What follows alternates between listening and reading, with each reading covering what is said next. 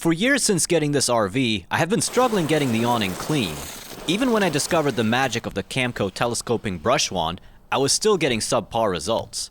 Trying to use the brush from the roof of the RV meant I couldn't get any leverage on the flapping awning, while working from underneath the awning meant I'm raining dirty and soapy water on myself. And the awning was still chock full of dirt and stains. But one afternoon, I had an epiphany. What if I focused on cleaning only the part of the awning that was taut against the roller barrel, unfurling the awning incrementally until both the top side and bottom side were spotless? I tried this method, and the result was spectacular. Here's what it looked like before, and this is what it looked like after. Ideally, this technique requires two people, one to operate the controls of the awning, and the other to clean the awning.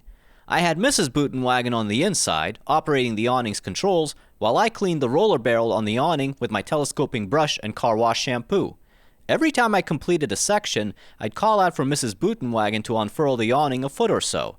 The idea is that by brushing on the barrel, rather than the loosely flapping awning, I was able to exert the necessary amount of pressure to really get in on the grime, particularly if there were leaves stuck to it before, which left a lot of staining. I washed stubborn stains like these off using a brush with stiffer bristles. I used a picnic table to get a decent makeshift walking platform, but I think a dedicated scaffold like this one is probably more ideal because it's more stable and dedicated for this sort of work. You just have to watch your step and wear slip-resistant boots because the suds will make everything slippery. This process continued section by section until the awning was fully unfurled. Then, I had Mrs. Bootenwagen continue to unfurl the awning in the same direction, which makes it fold up the wrong way. This is actually perfect, because it allowed me to get the other side of the awning clean as well.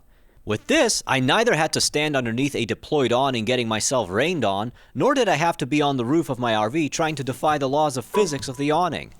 Once I was finished cleaning, I let the awning dry off before closing it back up the right way, with the barrel being below the awning rather than above it.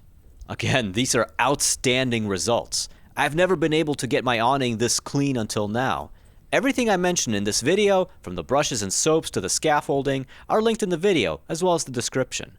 Until next time, thank you for watching.